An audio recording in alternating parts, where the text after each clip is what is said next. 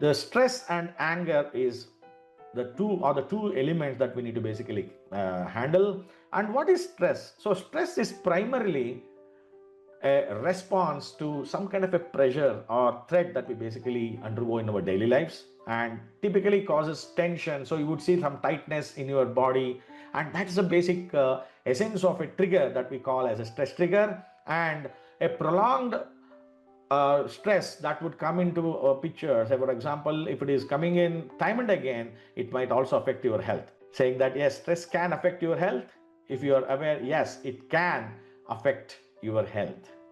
And the next thing which is dangerous at workplace is the anger, which is essentially nothing but a reaction that we do. So we react many times because we have forgotten to basically take a pause, think about the situation, and then respond. So many times we are in such a situation that we tend to burst, we trigger, and then when we basically have a stress trigger, so there is a body defense system that comes in place, which I will explain in the later slides. And then this uncontrolled anger can definitely harm us as well, so that affects our health.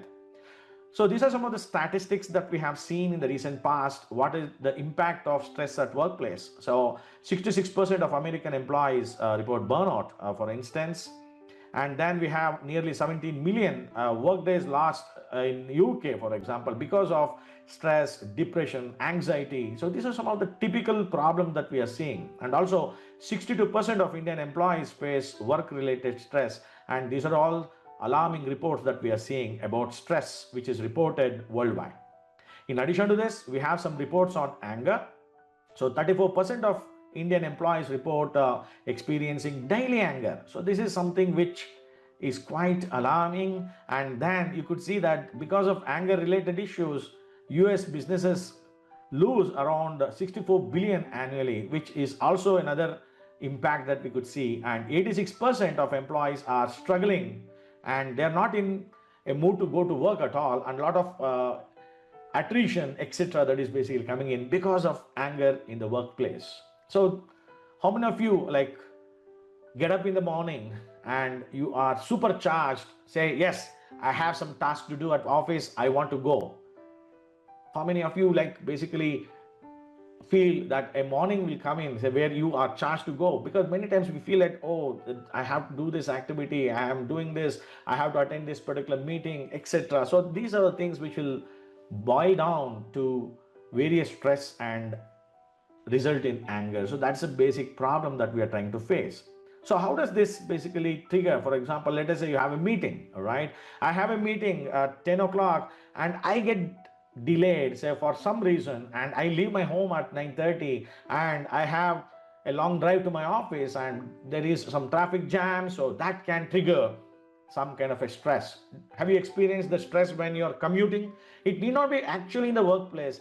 These days, even commuting to office has become very stressful, right? So we feel that yes, there is stress here and the traffic is there and I'm not able to reach on time, and that basically boils down, and I see various thoughts coming in. I will become anxious. Do you agree? Right? We become anxious. What happens if I'm not able to reach a office at time, in time? What happens if my manager is already there in the meeting? I'm supposed to go and give the presentation. So this thought emotion loop comes in, and that's what I call it as thought emotion loop. And this can basically make our life miserable even on the road. And then we see somebody walking in front or somebody crossing. I am getting the green signal and somebody comes on my way. What is the next thing that you do? You try to shout at that particular person, right? And that is what causes the anger, right? So when you are not aware of it, when you cannot control it, but now just sit back and understand, whose problem is that? Is this the problem of somebody who came in your way when a green signal was given to your vehicle? Or is it a problem with somebody? Or is it the problem with me?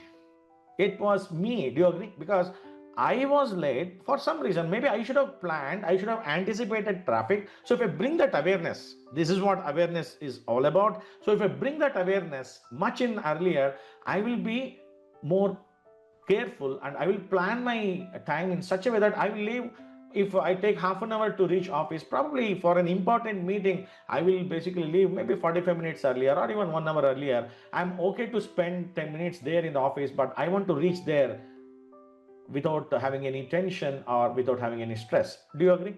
So the problem lies in me most of the times, and I have to correct myself. So that is one important aspect that I would like to highlight in this particular place.